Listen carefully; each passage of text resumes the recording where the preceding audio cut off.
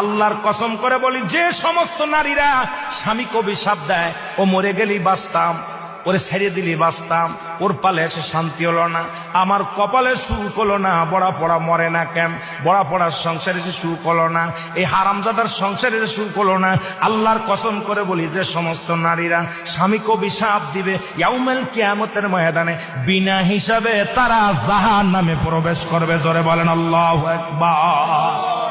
আমার মারা যারা মাইকের আওয়াজ শোনেন, শুনে নেন, যত আপনার নামাজ, আপনার রোজা, আপনার হজ সবকিছু বরবাদ হয়ে যাবে যারা স্বামীকে লানত করবেন, স্বামীকে যারা অভিশাপ করবেন, স্বামীর বিরুদ্ধে অভিযোগ করবেন, স্বামীর প্রশংসা করবেন। আল্লাহর দরবারে আপনি নেকি পাবেন, আল্লাহর দরবারে নফল বন্দেগী পাবেন। সারা রাত পরে আপনি ইবাদত করেছেন, আর একবার বলেন আপনার মার কাছে বলেন,